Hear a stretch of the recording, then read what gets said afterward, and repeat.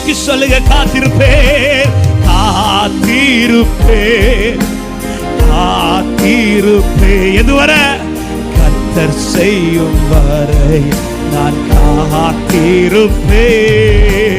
காத்திருப்பேன், காத்திரு. அற்புதங்கள் அற்புதங்கள் பெறும் வரை காத்திருப்பேன். சொல்லு சபையே, ஆண்டவரை நோக்கி இந்த வார்த்தையை அறிக்கை பண்ணு.